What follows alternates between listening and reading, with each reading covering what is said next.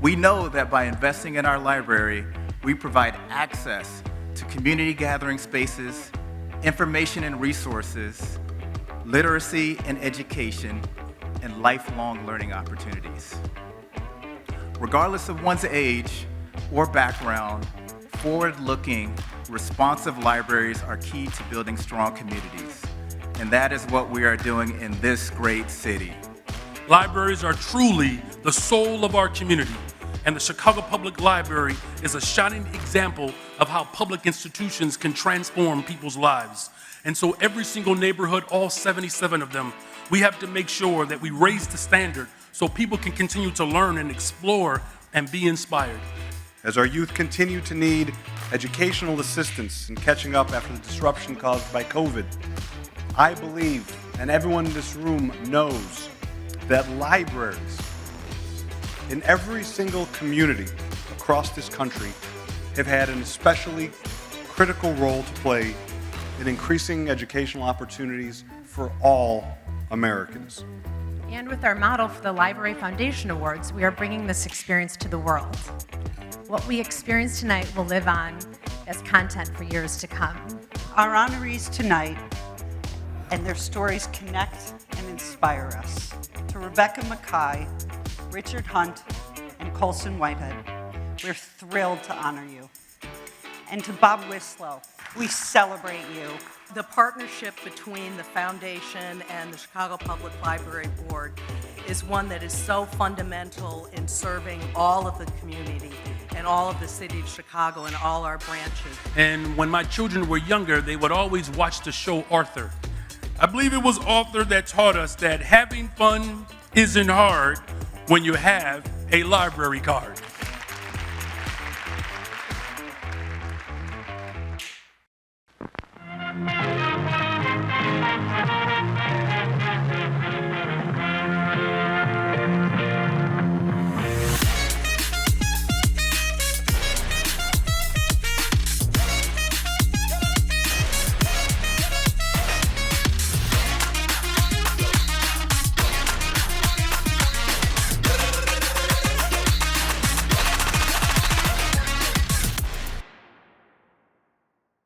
Good evening, I'm Bill Curtis. Welcome to this year's Chicago Public Library Foundation Awards. We're grateful to have you join us in this special annual celebration as we come together to recognize the 150-year legacy of our Chicago Public Library and the role, thank you, and the role public libraries play in our communities, society, and democracy. To our live audience here in Chicago and to those of you linking in from across this city and the nation and from around the globe, welcome.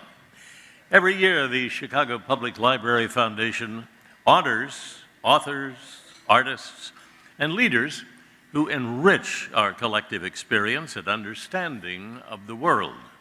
Tonight, we salute four remarkable individuals whose stories connect us and inspire us. Rebecca Makkai, Richard Hunt, Bob Wislow, and Colson Whitehead.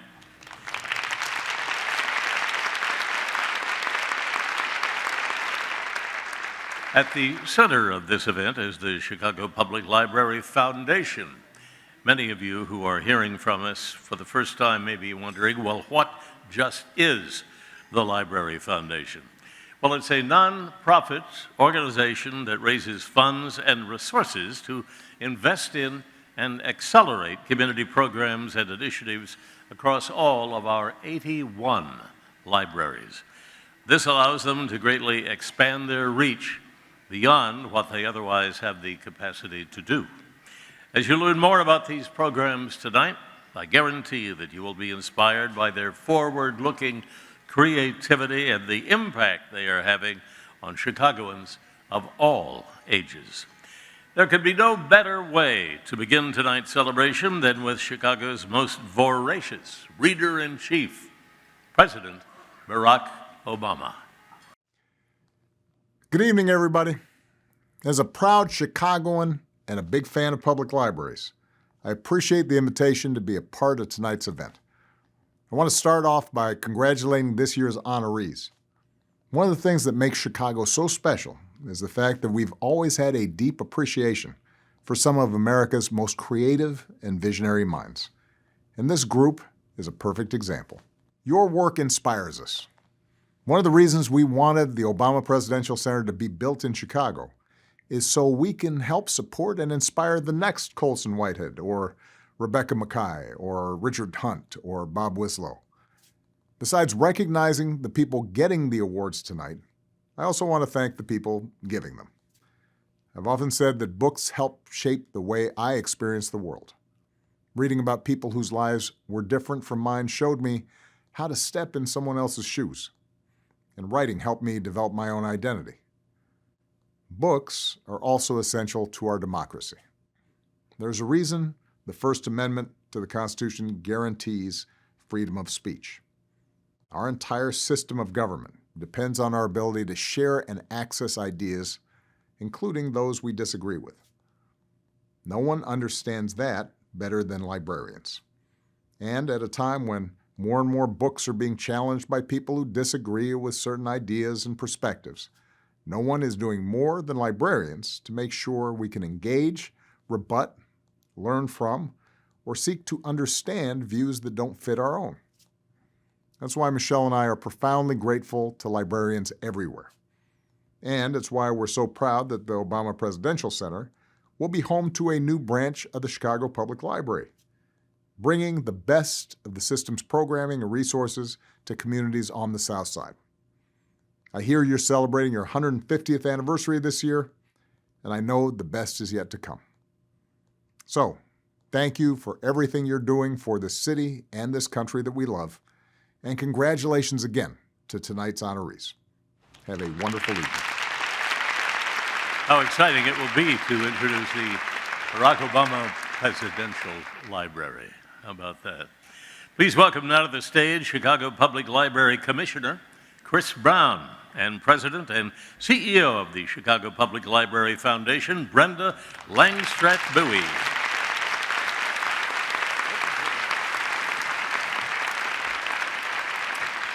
Wow, thank you, President Obama, for supporting the work of libraries and librarians, both here in Chicago and across our country.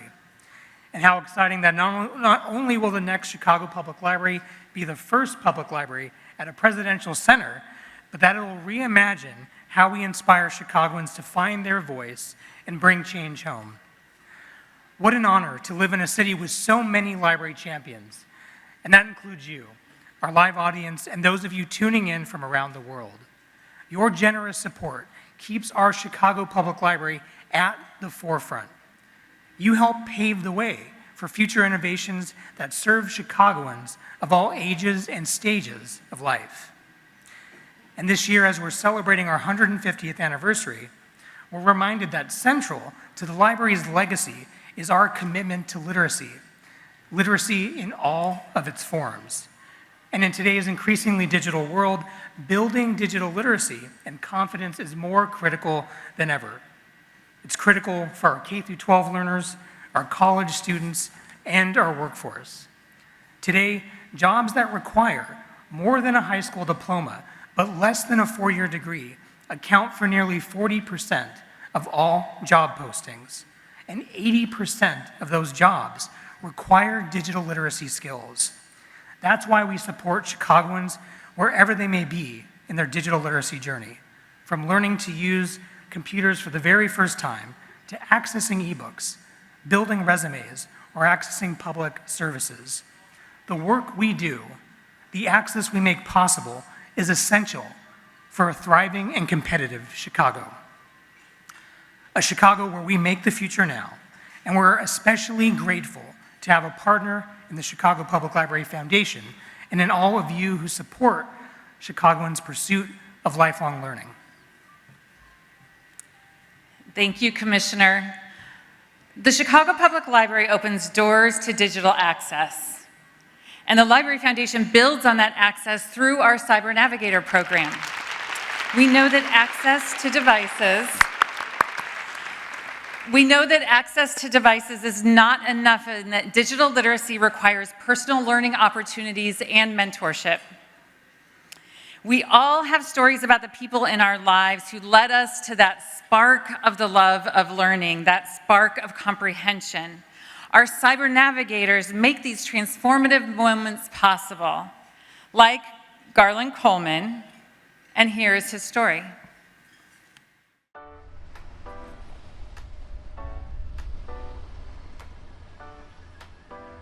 Here at the Douglas Library, I've seen that most of the patrons need basic computer help.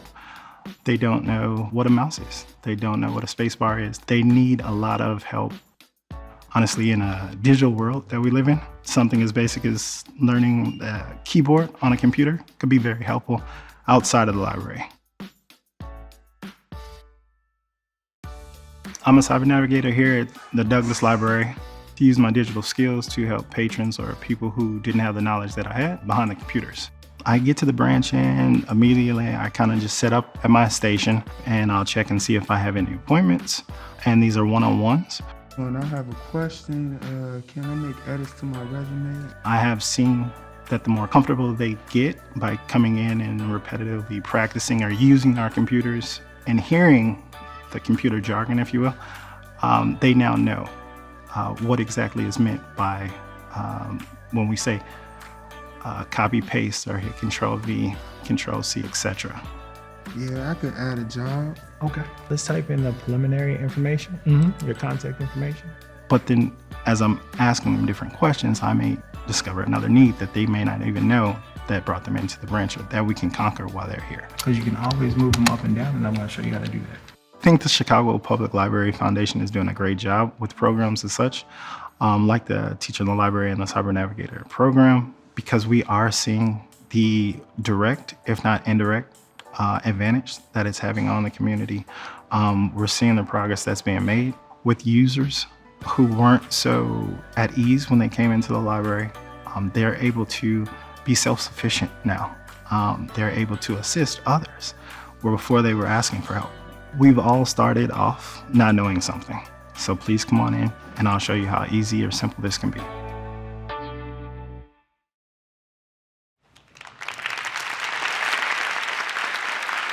Garland is here with us tonight along with other cyber navigators, and if I could have you all stand, please. Garland is over here.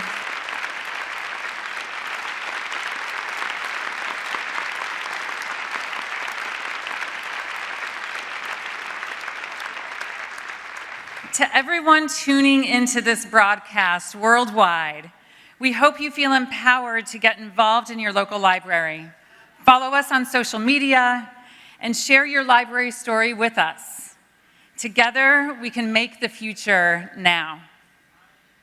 And now, to our 21st Century Award. The 21st Century Award honors literary talent with ties to Chicago, whose stories reflect the very soul of our city. We have many of our past 21st century honorees with us here tonight. And now, Rebecca Makkai joins this esteemed group. Rebecca Makkai's first novel, The Borrower, starts in the most magical setting possible, a library. It's a fitting first stop on a literary journey for one of the most celebrated authors of the 21st century. I mean, every novel has like a cosmic impossibility at its heart. This is the lie that this fiction has to tell in order to work. My MO is, rather than try to ignore that, to just write about it.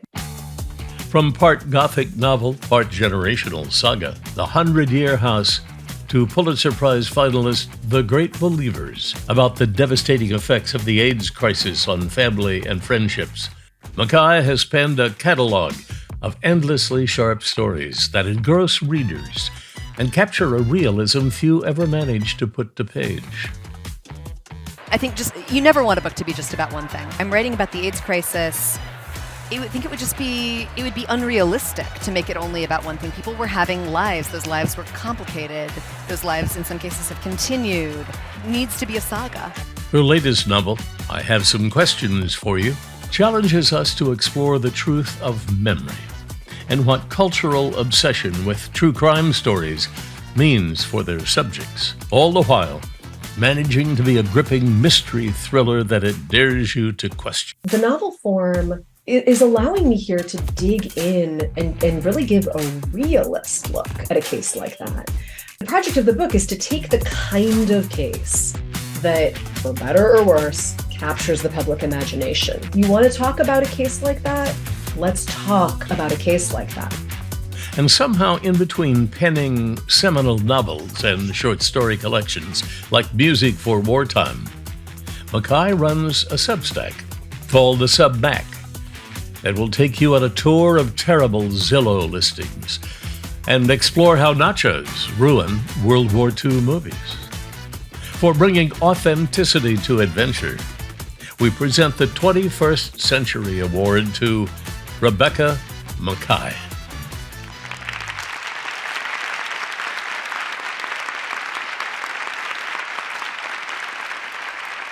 Thank you all so much. This means a great deal, almost as much as Obama saying my name a minute ago. Almost as much. Two of the biggest reasons this means a lot to me are that this comes from Chicago and that this comes from the library.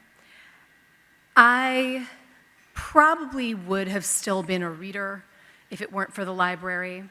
My parents were both linguistics professors here at UIC. I basically grew up almost literally right here, a lot of days peering out of the tiny slit windows in University Hall.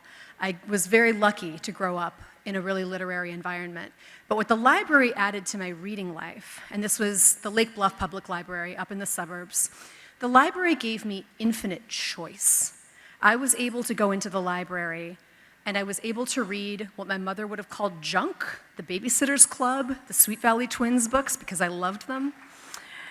I was able to read incredible literature like Lois Lowry, and I can still picture exactly where the Lois Lowry shelf was in that library, and I would go there every time I walked in, not having any way in the 1980s to look up when an author's next book was coming out, so I just checked twice a week.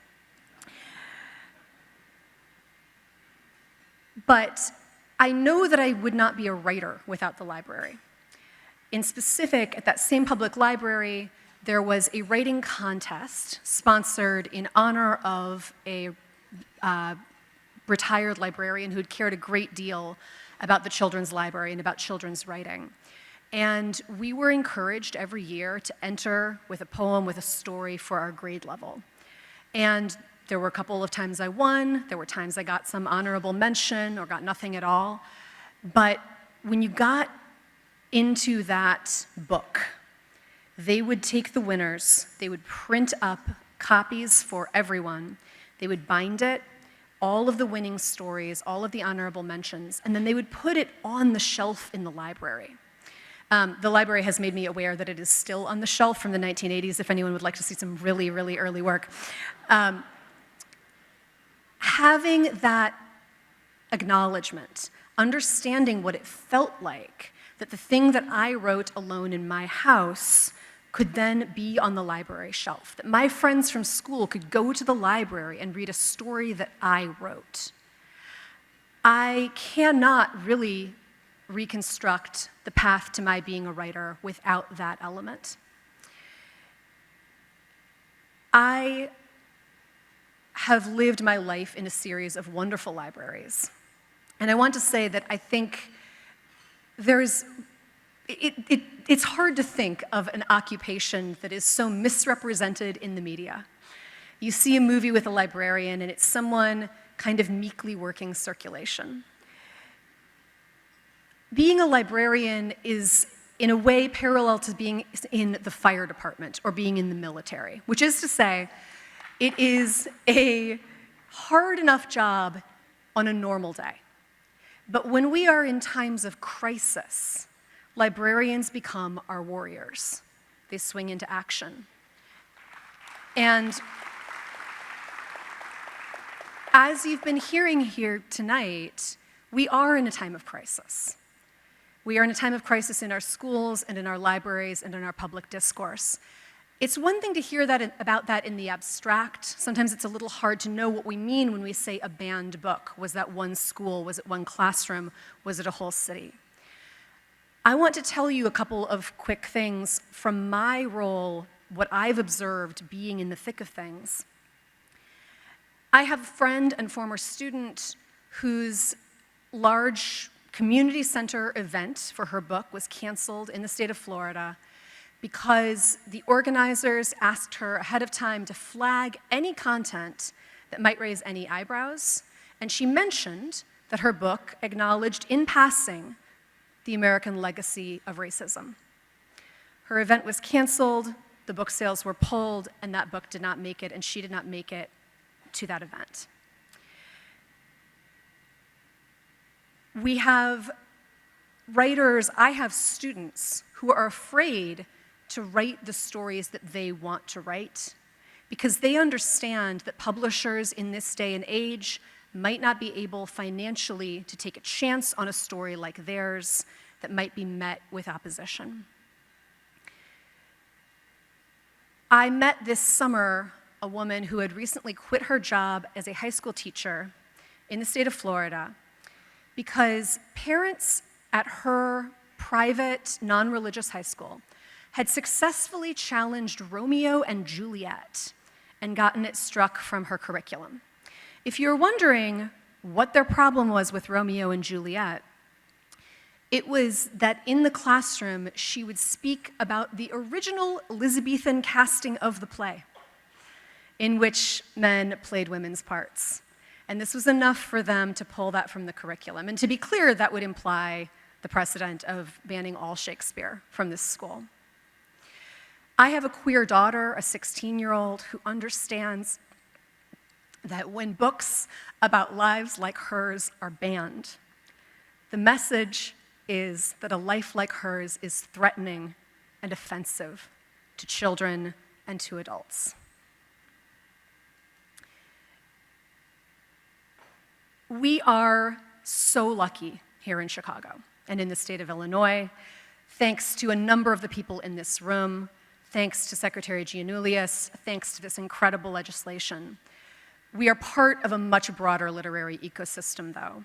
Everything we do here in Chicago echoes throughout the library world, throughout the educational world, throughout the literary world. Every writer that you know is a warrior on that ground. Every librarian you know is absolutely a warrior. I will tell you one other thing about where I'm coming from, which is that writer is another occupation that someone might have a certain picture of, and the reality is a bit different. You might picture a writer working in a time of peace, working in a cabin, writing something really fun, and that can indeed happen. But remember that for writers in many places around the world, at many times throughout the world, the history of the world, writing has been a downright dangerous occupation. My own grandmother, my Hungarian grandmother, was a novelist. She was silenced first by the Nazi regime that she would not cooperate with to write propaganda for them. She was in hiding. Later, she was silenced by the Soviet regime that would not allow the publication of books that they saw to be political and critical of their power. She managed to write what she could. She wrote historical fiction that got her messages across by couching them in stories about 18th century Transylvania rather than about contemporary Budapest. But she could not publish everything that she wanted to. My mother, my American mother, went into communist Hungary for the first time in the late 1950s to meet her future mother-in-law alone because my father couldn't return. She spent a few days with my grandmother, and my grandmother gave her 2 manuscripts to smuggle out of the country. She had onion skin paper with her novels written on them, the 2 novels that were too political, that were too contemporary to be published in her life. And my mother strapped them into her girdle and rode the train out of Hungary, which is a hell of a way to meet your mother-in-law. And those books were published, in fact, after her death. That is the legacy I come from as a writer. I have never taken it for granted. that writing is going to be safe. I have never taken it for granted that my books are going to meet the audience in the world that I hope that they would meet.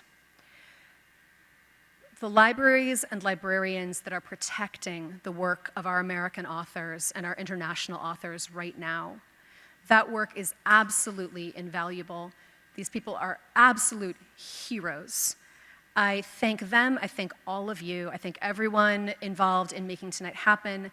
I thank everyone who has ever set foot in a library. I assume that means all of you. Thank you very, very much.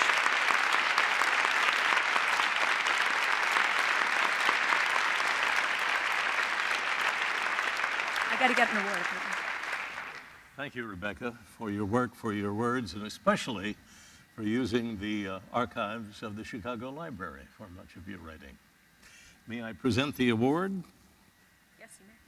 Even I can read. It says Rebecca Makkai. Congratulations.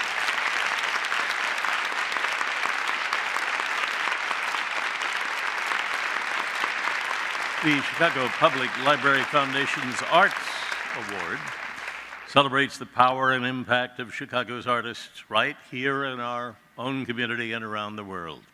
Our 2023 Arts Award honoree is the legendary sculptor, Richard Hunt.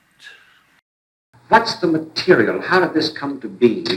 What is the steel? Yeah, well, the raw material for these are automobile bumpers. It was about 1955 when I made some things that I thought I would show, like enter into an exhibition or take to an art fair or something. And then lo and behold, some people bought it.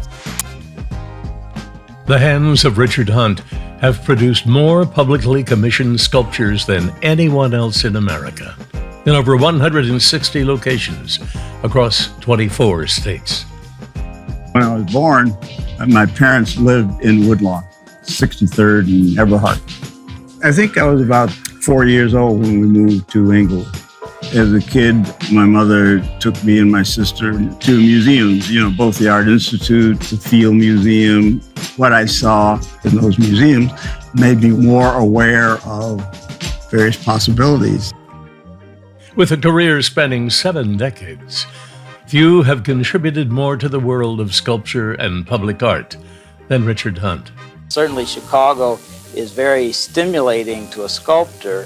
One feels, in some ways, a part of that kind of industrial life. Already boasting some of his most iconic works, Chicago will soon be home to another seminal public art piece. To have one of the greatest artists Chicago ever produced, to participate in what we hope is an important cultural institution for the city and the South Side, it feels like a pretty good fit to me. When it opens in 2025, visitors to the Barack Obama Presidential Center will be able to sit beside the stirring sculpture Bookbird. I want them to see this Bookbird, as I call it, as something that encapsulates the progress one can make through reading and study. Though he has created metal sculptures honoring countless renowned figures, including Dr. Martin Luther King Jr. and Ida B. Wells, Hunt is himself a landmark figure in history.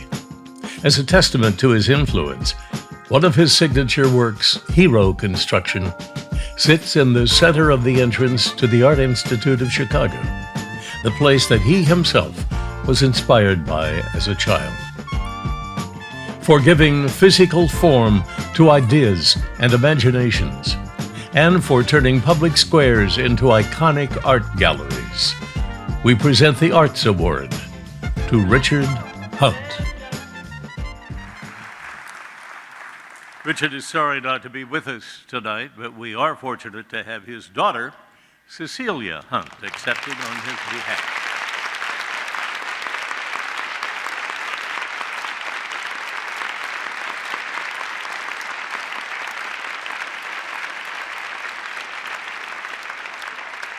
Thank you, Bill, and thank you everyone so much for your support of my father who asked me to be here tonight.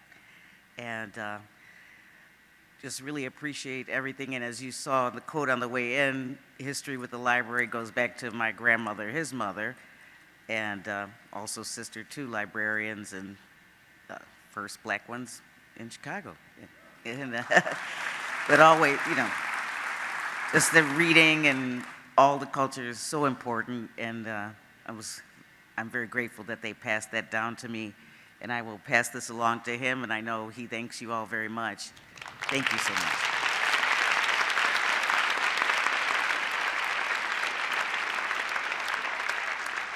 Now our Civic Award, which recognizes an individual whose leadership has made a significant impact on the Chicago community. Here to present our 2023 Civic Award is our inaugural Civic Award honoree, Donna LaPietra, and Bruce Sagan, both longtime members of the Foundation's Board of Directors.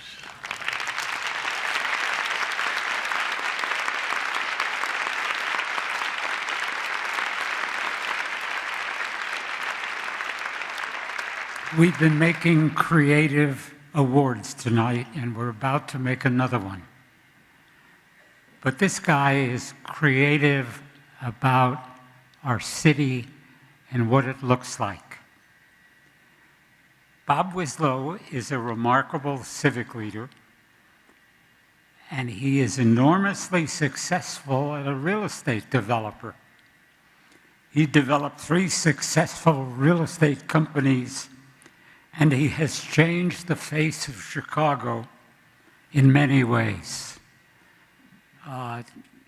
Think about Millennium Park, where he had enormous impact. But in his companies, he's busy building in Chicago and has for almost 40 years. One Financial Place, it's a 40-story office tower, Grand Plaza, 57-story apartment complex.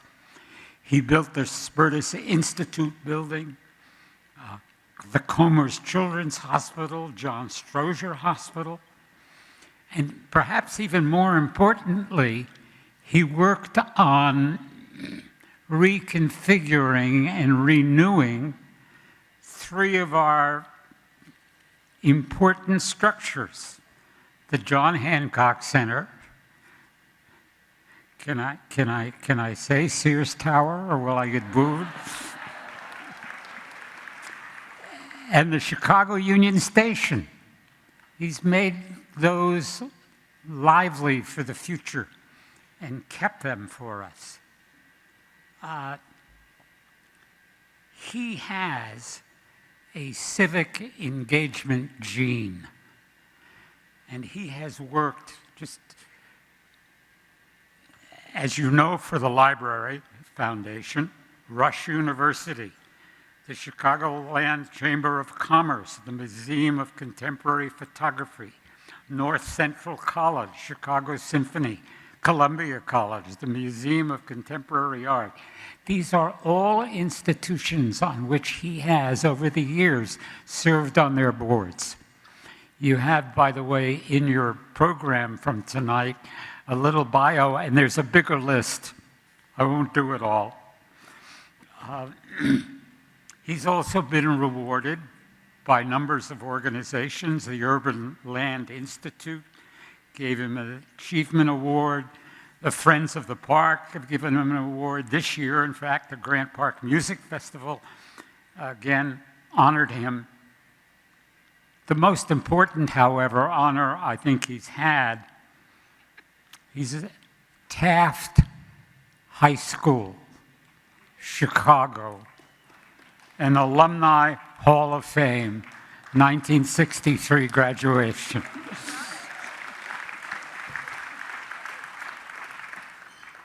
The library obviously is a perfect place for someone like Bob, who has so much to give back to the city, and it provides an opportunity for that to happen.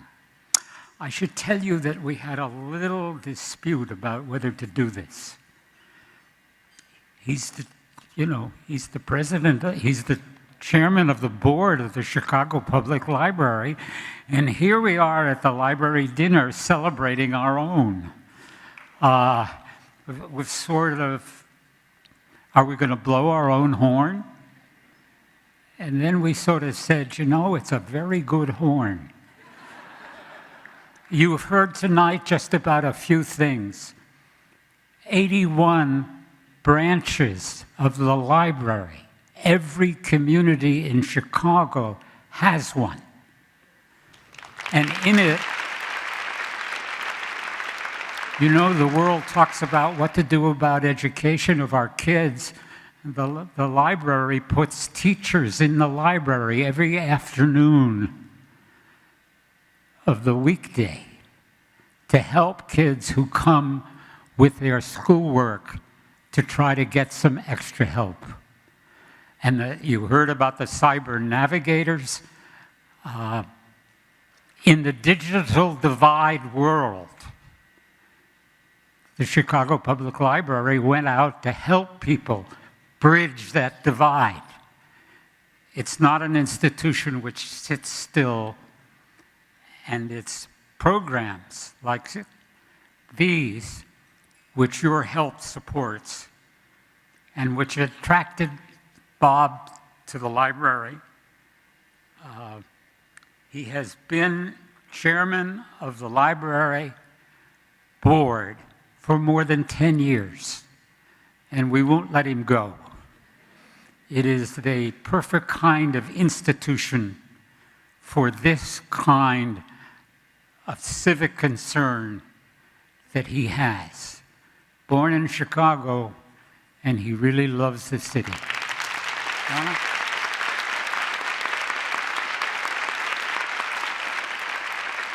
I have to say that I was not surprised when I pulled a dictionary off of my personal library shelf to look up civic leader and found Bob Wislow as the definition.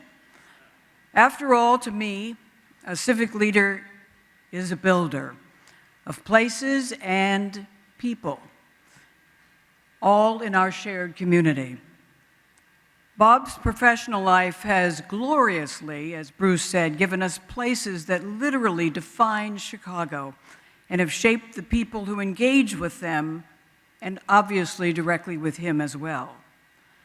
His signature style and grace is woven into the exhilarating thrill of our skyline. You pointed out the Willis Tower, the Hancock Center, and I have to say, speaking for Millennium Park tonight, we wouldn't have a Cloud Gate, a Crown Fountain, a Pritzker Pavilion, or a BP Bridge that looks the way it does if it were not for Bob. These are just among some of the many projects that he developed. But the one that I want to concentrate here tonight is the magnificent Harold Washington Center that he developed.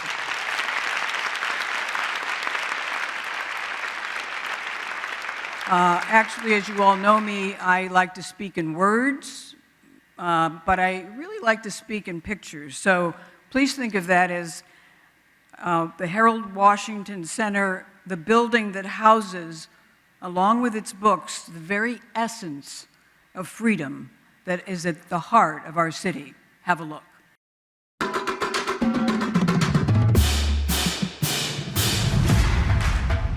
There are 81 Chicago Public Library branches throughout the city. Though all are treasured by Chicagoans, the scale and ambition of one remains unrivaled across not just Chicago, but the world.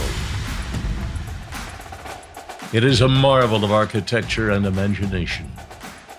It is a palace for books. Now the entire city can embrace what is being hailed as the largest municipal library in the world. I love reading and I love books. Created as a place to preserve books, it would become much more. It would give us a place to belong. If you have the library, you can find out your sameness with other people. Countless hands touched the Harold Washington Library during its conception and construction. But one driving force ensured it would be a truly unforgettable home for Chicago readers. I want to thank Bob Wislow and others for their hard work and dedication on this effort. We were trying to build a building for the ages.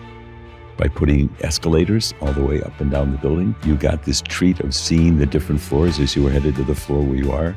The winter garden is my favorite element of the design. And we tried making an indoor space that really read like the outdoors. You can do the new things, the experimental things, the things that are going to make this library unique and different. There is no better place to see a city of big readers or to celebrate what the library has become. It's wonderful to look back on 150 years of what's been done, but that's already done, and it's here and it's our base. So what are we going to do next? To be an example on a national and on a global basis about what a library can be and what it can bring to a community.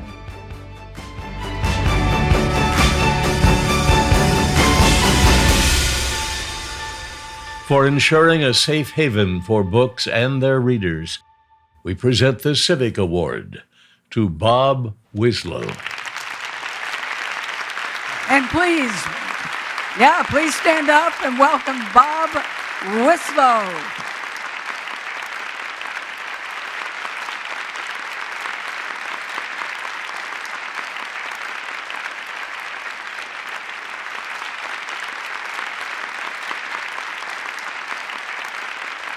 On behalf of the citizens of Chicago, I present you with this Civic Award. Thank you, Bruce. Thank you, Bob. Thank you, Donna. And Bruce and Donna. It's just a great honor to follow Donna in her footsteps in this award. And thank you, Donna and Bill, for producing this event for over 20 years. And Bruce, thank you for being one of the founders of our foundation and for serving as our board secretary for 36 years, Bruce. He's gone. But they've both been just wonderful mentors to me. And congratulations to Rebecca Makkai, Colson Whitehead, and my friend Richard Hunt on their fabulous achievements. And thank you for the Chicago Public Library Foundation for this great honor. You know, we all know that awards like this are given to an individual, but in reality, they've been earned by the people who surround that individual. And for that reason, I would like to ask our library staff, our associate board, and our board of directors to please stand up.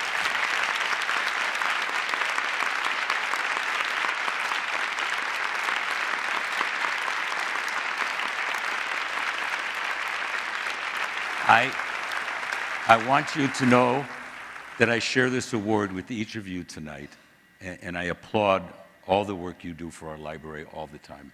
Thank you all. There's two other important people I'd like to recognize tonight. The first is my wife, Susan, sitting right over there. Thank you. Thank you for all you do to allow me to have the time to do all this civic activity. And the other is Cindy Pritzker, the person who got me to join this foundation. Cindy was the president of the Chicago Public Library Board when we were awarded the Harold Washington Library Project, and I had the great privilege of working closely with Cindy for many of the design detail changes throughout the project. And it was during that time that Cindy was working on creating the Library Foundation. I'll never forget a party at Cindy's apartment. She had invited Brooke Astor, who was then the chairman of the New York Public Library and probably one of New York's most wealthy aristocrats. Cindy's apartment was filled with people as she was explaining her plan to raise $10 million for the foundation's endowment. And Cindy turned to Mrs. Astor and she said to her, "Mrs. Astor, how did you raise the money in New York?" And Mrs. Astor said to her, "Cindy, dear, it was so easy. I just had a party just like this one. And I told everybody that they couldn't leave until they wrote $1 million check." You have never seen so many people back out towards the door. But Chicago's different than New York, and $10 million was a lot of money in 1988. But Cindy worked really hard. She raised the money for our foundation and created the foundation, which has grown to be the #1 library foundation in the nation.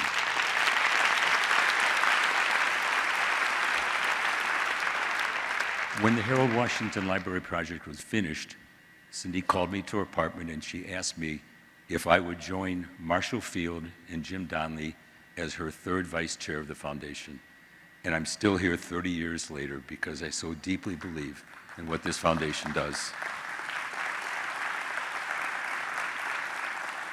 Through the support of our foundation, Chicago's libraries have evolved being much more than solely places for books, to becoming community lighthouses that provide the critical educational and social infrastructure and the necessary resources that support and empower all the residents of our city.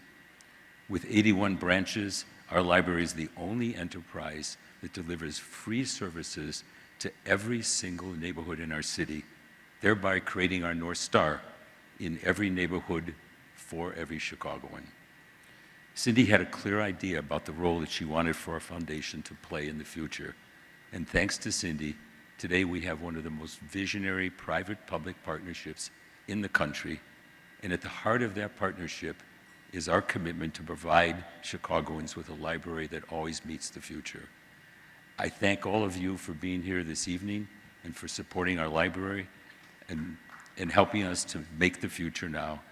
And I humbly accept this award with tremendous pride for our foundation staff and board and the support they provide for our library. Thank you all.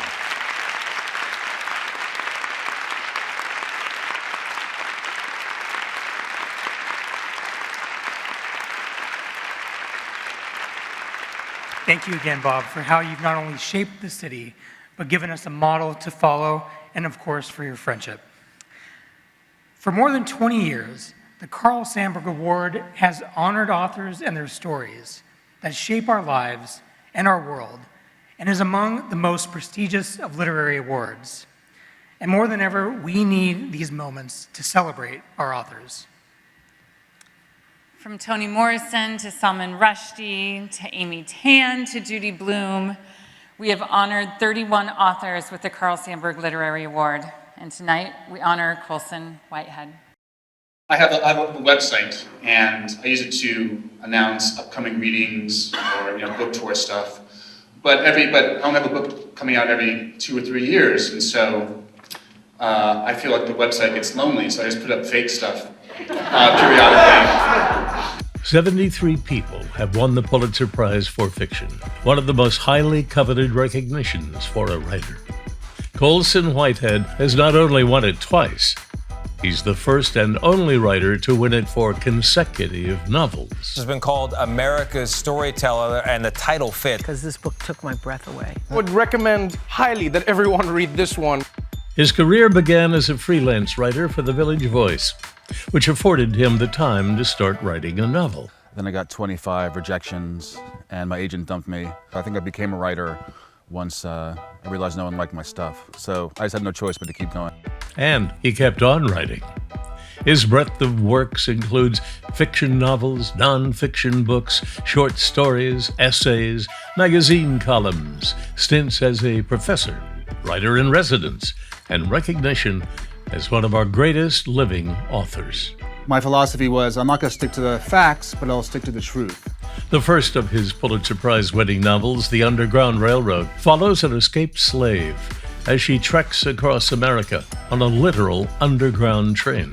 It's not real 19th century America, and I can do what I want. By not coming at things the right way, by coming at them sideways, we see them a different way, and they make more sense. The second, The Nickel Boys, the story of a notorious reform school in Florida. Obviously, historians have to stick to the facts, but as a fiction writer, I like making things up, and I like coming up with my own characters and seeing how they operate in these different worlds. From heist novels to post-apocalyptic wastelands to alternate history, his stories range in genre and style, but all share captivating narratives, imaginative characters, sharp wit, and a courageous sense of exploration. Hopefully, none of them we've named here were made up. Pick the right tool for the job, and sometimes fantasy is a way to open up a story and convey a universal truth, and sometimes realism. For his work as America's storyteller, and for taking us places we never knew we needed to go, we present the Carl Sandburg Literary Award to Colson Whitehead.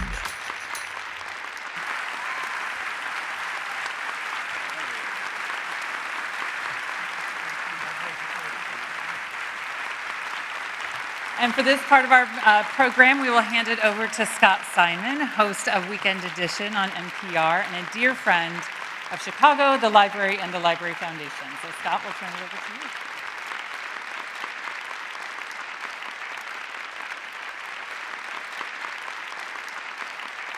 Thank you very much.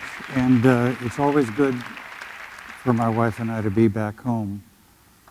If I might say something at the very top, my wife and I made a small trip today. My father and I lived for a couple of years at a place called the St. Clair Hotel on Ohio Street, which had seen better days when we lived there in the 1960s. In fact, my father, God bless him, died there. And we went back there today because it is being used to house a number of migrants from Venezuela who are coming to our city. And I thought of Sandburg, Chicago. We talked to some of the people who were living there outside and saying, well, we just couldn't take where we were living. We came here to live. We came here to work. I thought of Sandburg, Chicago, wrecking and rebuilding the, what did he call it, the bold young slugger set tall against the small, soft cities. And I was just very proud of Chicago for providing a place for these fine people to be and find themselves and make lives that will enrich this city we love. So I was glad to go back there. And very honored to be with you. Thank you very much. Colson, how did you come up with the genius idea to make the Underground Railroad into a real Underground Railroad? It's a good question.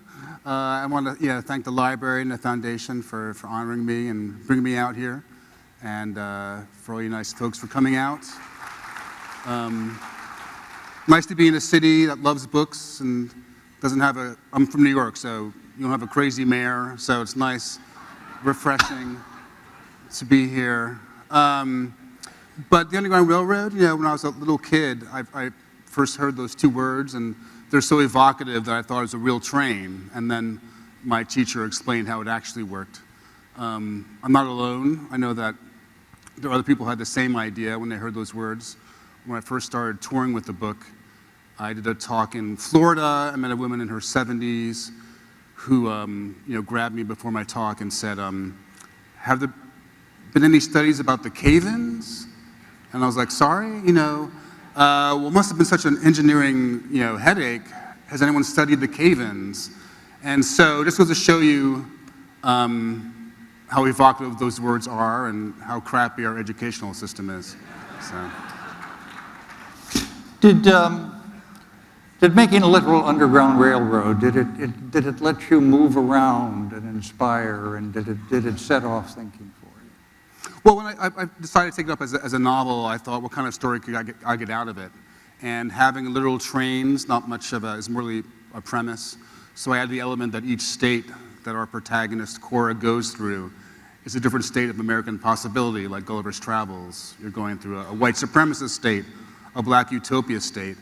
And by not sticking to the facts, I was able to sort of deal with a larger American truth about history, and by moving things together, could get my own sort of story about how we came to be. And so that fanciful idea of a literal train became a real vehicle for telling a much bigger story about America. Yeah.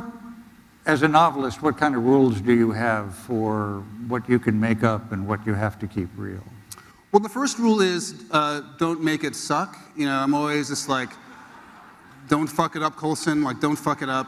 And so, depending on that is so eloquent. Thank you. Yes, yeah. Depending on what you're doing, you have the latitude to make everything up. Sometimes you want to stick to reality. The Nickel Boys is a very realistic story. I didn't want to make things up and move things around because the story itself. Based on the Dozier School. Yes, it was based on a real life story and didn't need a lot of dressing up. But then fantasy allows you to move things around, and I couldn't have had the dialogue with history that I had in Underground Railroad if I'd stuck to the facts. Yeah. Your novels take on such serious material, and I was struck when I was fortunate to interview you once, and you spoke of the fun of writing. Well, I mean, it's there are terrible days. You know, can I pull this off? Is this idea too big? And then I've done it for enough years that some days you'll wake up and understand something about a character that you didn't know that you'd realize that day. There's an image you put down that you couldn't have done 10 years ago or 20 years ago. A scene that comes out in a way that young Colson could not have pulled off, but hopefully, you know, book by book, I'm getting better, and I can get a little better at my job. And so that's the real joy of discovery. And then also, if you're writing a book that has jokes, you can make yourself laugh, even if nobody else is going to read it for 2 years. Yeah. What, I'm interested to hear you talk about improving as a novelist, because I think reviewers would tell you were pretty strong from the beginning. Do you mind sharing with us what things you think maybe you do better than you did 10 years ago? Well, I mean, hopefully, again, you're just learning from book to book. You know, I think all of us are on a different trip in our lives. And if you do something for 20 years, hopefully you're doing it better than you did it 25 years ago, whether you're a writer or a bus driver or a heart surgeon. If you're a heart surgeon, after 25 years, hopefully you're killing fewer people in the operating theater than you were at the beginning. Yeah. And then also just, you know, being better at your job and a better person. I mean, hopefully, as I, you know, go through life, I'm becoming a better, you know, father, husband, and friend. And so all of us, I think, are trying to, you know, hopefully getting a little better at all the stuff we do over time. Yeah. You've taken on such serious material from history and from human life. Obviously, the period of slavery, which also involves heroism, but a lot of suffering, a lot of death. And then the Nickel Boys, the Dozier School, and absolutely heartless and cruel treatment of young boys. And of course, also one of the most extraordinary characters I've read about your character, Elwood, and his good heart. How much does the gravity of what you take on weigh on you when you're working on it? Well, I mean, I usually do a heavy, more serious book and then something lighter, so that helps, you know, mixing it up from book to book. Doing something very heavy like the Underground Railroad and then going to Nickel Boys, you know, did take its toll after a while. Definitely towards the end of the Nickel Boys, I'd sent these boys on this very tragic route. And as I got closer to the conclusion, the tragic end I devised for them, I was more depressed and more depleted at the end of the day. So I finished the book and then sent it to my editor, and just barbecued and played video games for 6 weeks, and that took me out of it. So you find different kinds of self-care when you deal with this kind of material. Yeah. Your parents ran an executive recruiting firm?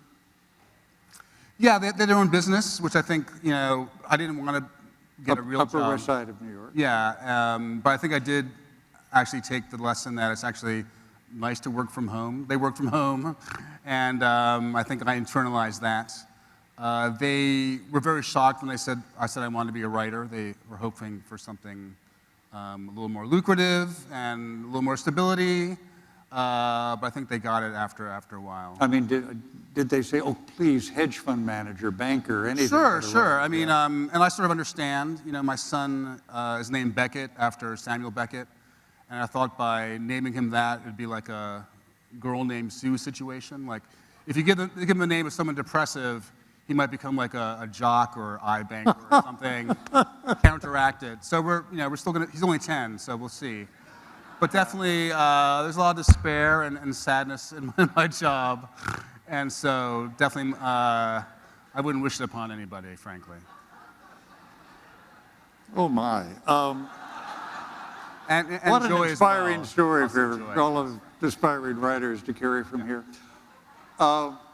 Makes my next question utterly useless, but let me try it anyway. We're living in such contentious times. I'm even going to consciously avoid the word polarized. What can a novel do? What does it contribute? I don't know. I can only sort of make sense of my world through my work. And I think when I was younger and putting stuff on the page, I didn't know if other people would understand what I was doing. Would they understand this image or idea I'm putting down? And then I had to think if it makes sense for me, maybe it makes sense for somebody else. And if there's two of us, maybe it's a dozen people who might know what I'm talking about. And if it's a dozen, it's 1,000. And if I can find the right words, maybe it's not 1,000, it's many more people. So for me, it's a way of making sense of the world and trying to get through the day. And then if I do it right and I find the right combination of words, other people can come along too. And that's all I sort of can think about.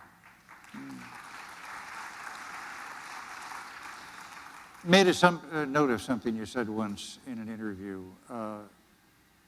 Sometimes a useful delusion is better than a useless truth. That's from about the Underground Railroad. Why should an enslaved person believe that there's a place of freedom in the North? They've never been off their plantation. But you have to have that hope. As a writer, as an artist, why should your work, your poem, your painting make it out into the world? You have to have this delusion that what you're making is worthwhile. And I think anything that's in the world that's as terrible as it is, you have to hope that things may work out. And it's not necessarily realistic, and maybe it's a delusion, but how else are you going to get through the day? How many ideas do you work on at one time? I'm definitely like a one-idea person. I can't multitask. I'm happy to obsess about something for hours on end.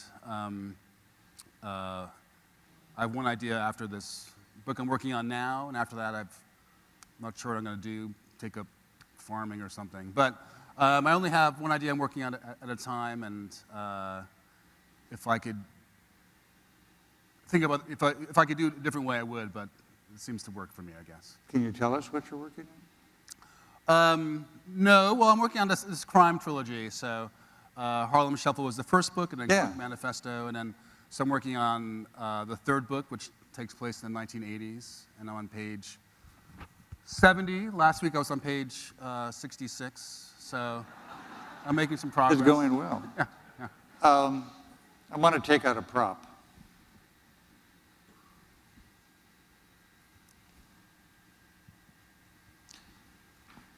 Our Sandberg Award winner, Colson Whitehead, is a world-class poker player who has competed at the World Series of Poker. How did you come to the game? What does it mean in your life? Well, I grew up in a house with a lot of books, and wanted to write from reading Stephen King novels. My mom would buy the annual Stephen King, it would make the rounds. But I also had cool older sisters, which is a very nice innovation. And they would buy these great nonfiction, 70s nonfiction folks. There was Tom Wolfe, Norman Mailer, Joan Didion, and my brother and I would read their 70s paperbacks. And so creative nonfiction was always something I wanted to do. I got a call one day from a magazine called Grantland, and they wanted to know if I would cover the World Series of Poker. And I was like, no. And they were like, what if instead of paying you, we paid your entrance fee to be in the World Series of Poker? And I was like, great. And it was a good idea, except I'd never played tournament poker before. So I had to train. I got a poker trainer named Helen Ellis, who's also a writer. I would go. Sorry, they're poker trainers? Yeah, teach how to play. You know why, but I mean, it's like. Yeah. Okay. Well, there was that too. I got a physical trainer for learn how to sit with a good posture at a poker table for 10 hours a day, which is harder than you think. And then I would train. I would go to Atlantic City. I would drop my kid off at school and see the other parents in the morning. They'd be like, Colson, what are you up to? I'm like, I'm going to Atlantic City to gamble, take a bus. And I do that all day. And I would take a bus back at midnight to the city. And I went to the World Series of Poker. So I got to write my creative nonfiction book about that. I mostly sit around the house. I don't test myself. So you don't want to go out in the first hand or the first day because you're writing about it. It's really embarrassing. So Yeah, that's a short, yeah. It was a great experience. Yeah. I had the honor of interviewing you about that. And you told me, because I've been looking for it, that you had the great gift of a poker face. It's a natural talent. You know, I guess the opening line of the book is, I have a good poker face because I'm half dead inside, and it's true. So people project a lot of things onto you, which is helpful at a poker table.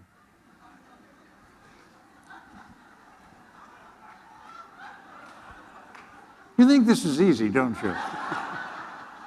So like 3 aces? Yeah, okay, yes. You don't, yeah. I mean, because I would go, oh, Jesus, and... No, like 3 aces, I'm so sad inside. So 3 aces is a good hand, but, you know, your inner dialogue is often drowning things out. So to really push a point, is there something that kicks in when it comes to the kind of writing that you do?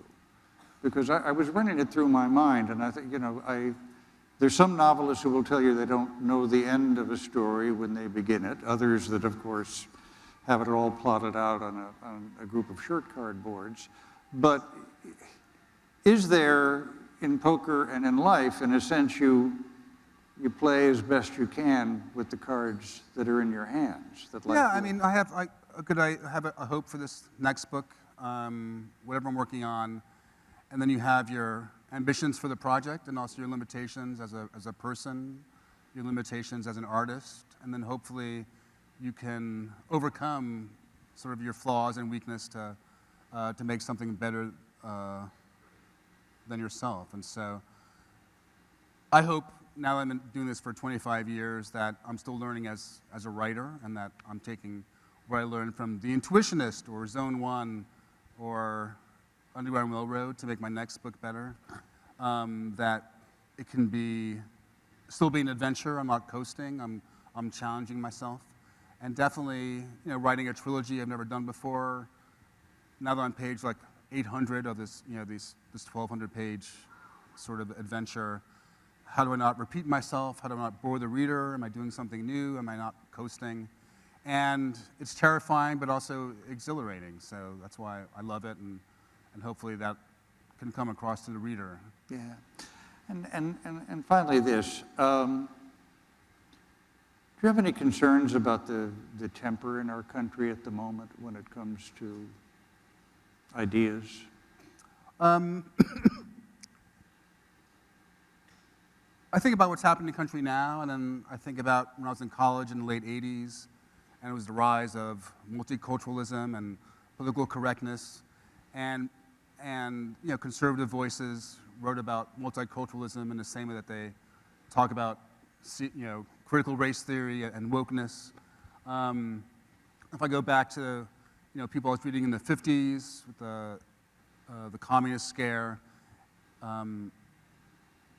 artists are always being demonized. We go through these phases, and then I think art wins out.